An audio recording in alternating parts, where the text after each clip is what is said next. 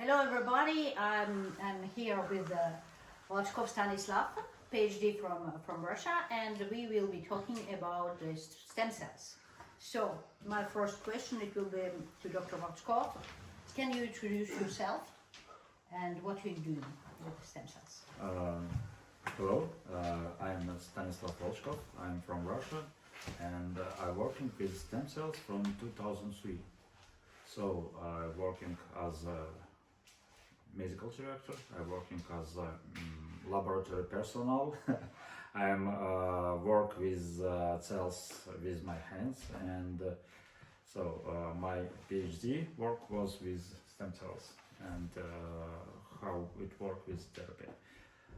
And right now I'm CEO of the company in biopharma, which is working with exosomes, and also the general, how it called, general doctor of medical center, yes, medical director, yes, medical director of International Bioclinic in Samara.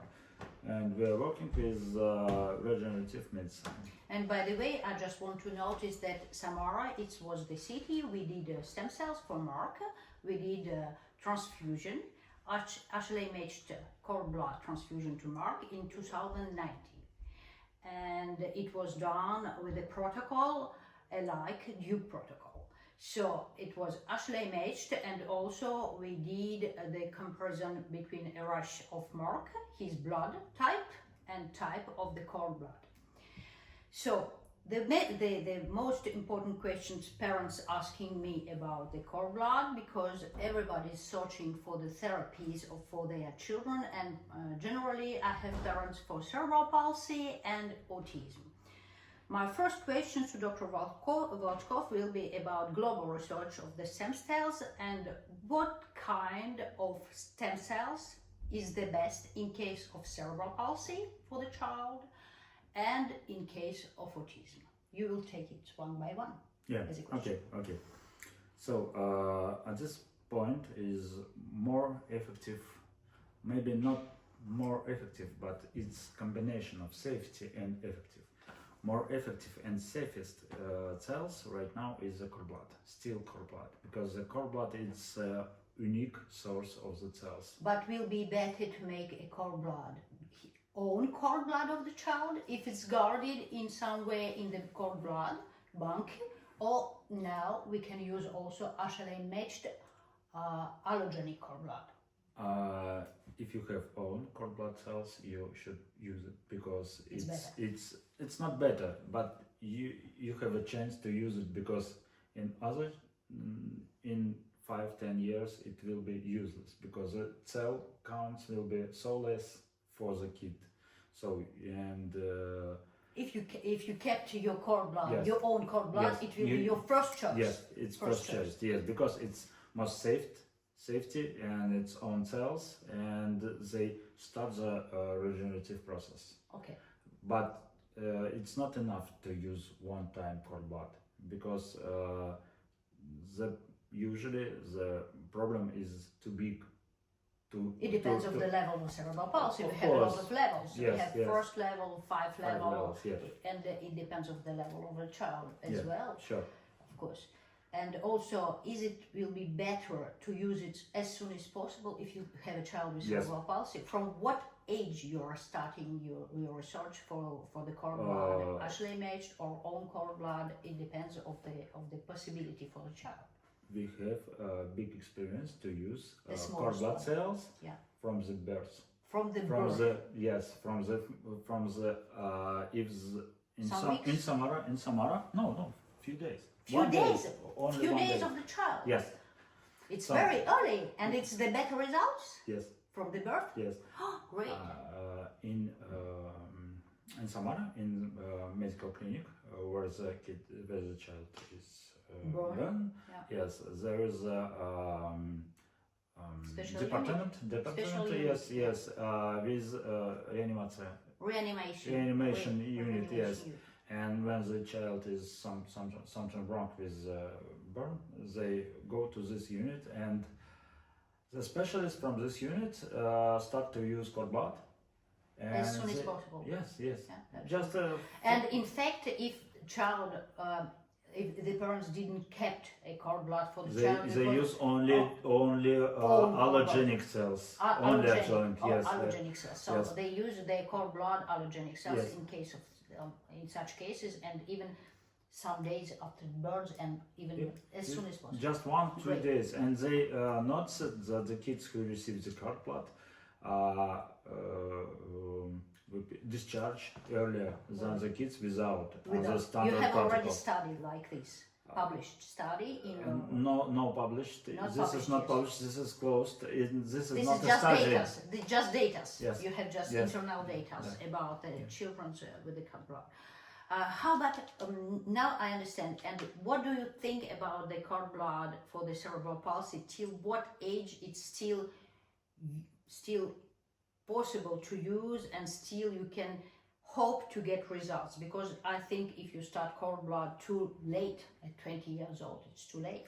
It's too late to see some Anything. visible results. Visible. It will work, but on the biological level. You don't see it with Movements yes, or something, no. because it's too late. Yeah, So it's very. generally we have the best results with the smallest children.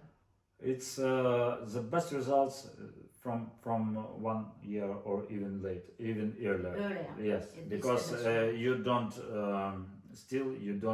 the kid is just learning, and it's easy and very better results.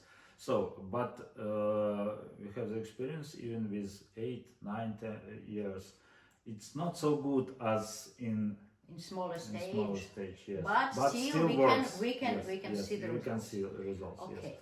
It's more depends on how. What about the autistic children? It's absolutely different story, because with autistic children sometimes we have diagnostics very late. We don't know even if he is autistic before 5 years old or 6 years old.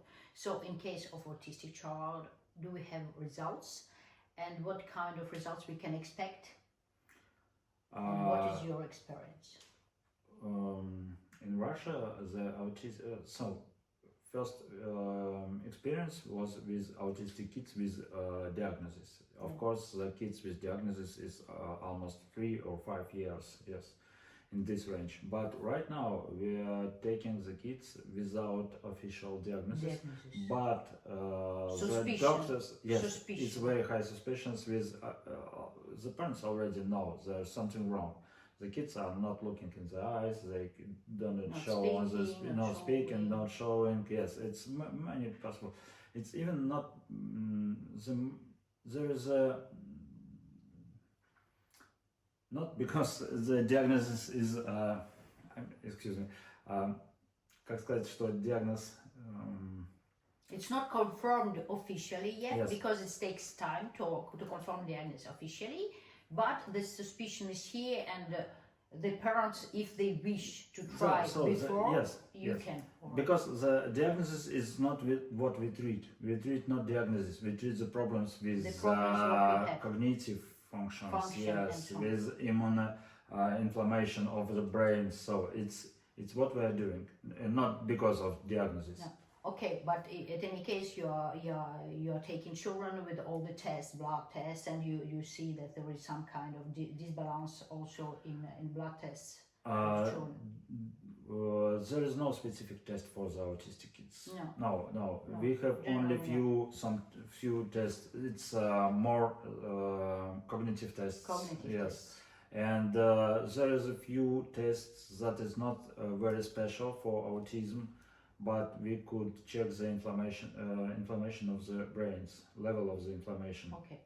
It's not specific, but we can use it. And how many transfusion, for example, you said that for cerebral palsy children we already done a lot of transfusions, sometimes till 7-8 transfusion per child for the same child, and even with different cord bloods, allogenic cord bloods, and there is no problems. No, you had no problems in clinical trials in tests with such kind of children.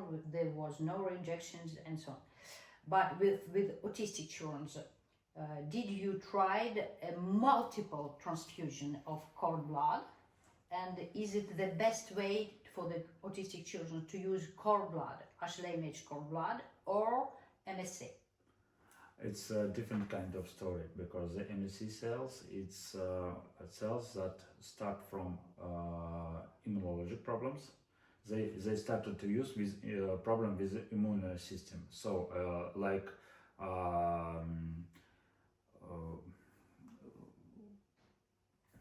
excuse me, it's so with autoimmune disease. It's very good with autoimmune disease because it regulates immune systems and make autoimmune disease less. And but cord blood cells is work on the brains, more on the brains. Yeah. So it's little different cells. But in autistic kids, there is sometimes problems on immune systems, on the guts, on the brains, everywhere. Yeah. And sometimes we use the both cord blood and mesenchymal stem cells. also. Yes, also. In we make some gap between the infusions. It's 1 or 2 days. Okay. And it's pass with very good. So you're offering 2 infusions. First, you do cord blood, HLA-matched. On different. So we do mesenchymal stem cells. Oh, okay. First, you do cord transfusion of the MSA, and the second, 2-3 days later, you're doing transfusion of the cord blood, HLA-matched. Yes. Okay. And it's always the same type of protocol with what the quality of cord blood you use, about how much HLA matching you are using for transfusion. You're trying to do the best, as I imagine. Yeah. 5 from 6, but the quality is already good from how much HLA matched. So we are starting from 4 from 6. This is means sometimes you have 6 from 6. It's very rare. Only 2 times. Yes, it's very rare. It's almost impossible. 6 from 6. Yes, it's very rare situation, but it's very rare. good. Oh, yes, I know that it's very good, but it's very rare. It's almost impossible. 5 from 6, it's already huge. Yeah. 4 from 6, it's already good. It's good. Yes. And the cell dose, we usually try to find the cell compatible for 5 or 4 from 6, and with cell dose at least 100 millions per kilo. 100 millions per kilo. Even, so you understand, more. 100 millions per kilo at minimum and more. So that's why also we are telling also that smaller children, they have better results because they have more cells per kilos. Of course, if the child is heavy, so you have less cells per kilo. That's why we are talking about the quantity and the quality of the cells per kilo. So the last question I think I'm going to ask you, because the parents asking, what you think in the future will be the future for the stem cells I'm talking for the parents with cerebral palsy and autistic children, because I have this kind of parents, but I can imagine that now they use them in other neurological diseases as well. Still cord blood is one of the best sources. Yes, and possible it's a good option to use neurological cells. Okay. So right now it's possible to take some cells and differentiate or take primary neurological cells. It means that these cells could make exosomes. We can take exosomes from these cells, which will be very good for regeneration process, and it could be used. Also could be used for intrathecal injection. Okay. Yes, it will regulate restoration of the of the damaged cells.